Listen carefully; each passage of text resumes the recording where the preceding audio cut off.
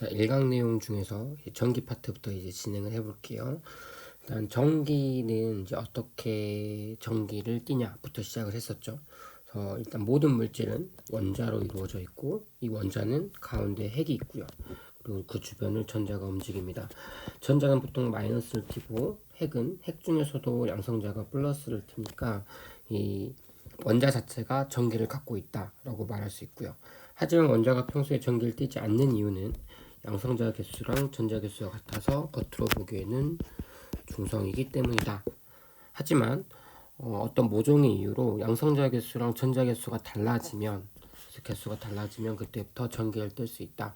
보통 양성자 개수가 달라지는 건 어렵습니다. 이거는 뭐 핵을 분열시키거나 핵을 융합할 때만 가능한 거고, 보통은 그 원자 안에서 전자가 더 생기거나 전자가 떨어져 나가는 경우, 화학 시간에 이거를 이제 양이온, 음이온 이렇게 배웠을 텐데, 이런 경우에 이제 전기가 생길 수 있게 됩니다. 전기를 띤 성질을 갖게 됩니다. 그래서 전기를 띤 입자끼리는 서로 전기력이라는 게 작용하고요. 마치 질량이 있는 두 물체는 중력이 있는 것처럼 전기를 띤 입자 사이에는 전기력이 작용한다. 전기는 플러스 마이너스 이렇게 크게 두 종류가 있다라고 생각하시면 되고, 보는 바와 같이 같은 극끼리는 같은 종류끼리는 밀어내고요. 서로 다른 종류끼리는 끌어당기는 방향으로 힘이 작용한다. 그래서 경우의 수가 총 세 가지예요. 플러스 플러스, 마이너스 마이너스, 그리고 플러스 마이너스. 그래서 같은 극일 때는 밀어내고요. 그리고 다른 극일 때는 당긴다라고 생각해 주시면 되겠습니다.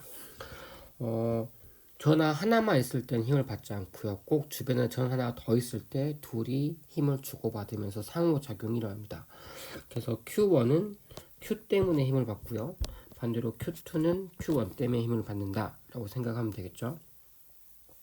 그럼 이거를 마치 이렇게도 말할 수 있습니다. 이거를 A, 이거를 B라고 한다면 A가 B한테 힘을 가하고요. 반대로 B도 A한테 힘을 가한다.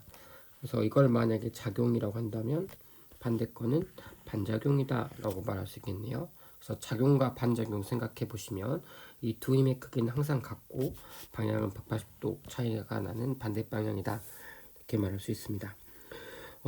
전기력이 정하 때문에 생기는 거니까 결국 전기를 띠니까 전기력이 발생하니까 자연스럽게 생각할 수 있는 건 전기가 많으면, 다시 말하면 전하량이 크면 클수록 전기력, 다시 말하면 힘이 크기가 클 거라고 말할 수 있고요.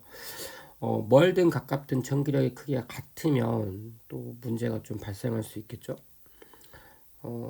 어떤 문제가 발생할 수 있을까요? 예를 들면 플러스랑 플러스가 이렇게 있으나 힘의 크기가 똑같으면 결국 가까이 있든 멀리 있든 힘을 똑같이 계속 줘야 되니까 얘들은 한없이 멀어지거나 한없이 가까워지면서 힘의 평형을 이루지 않고 굉장히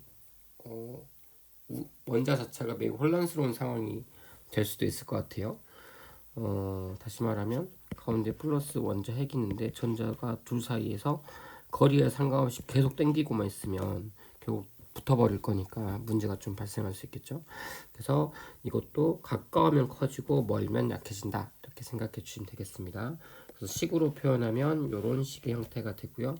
이런 것들을 콜롱 법칙이라고 부른다 라고 생각해 주면 되겠습니다.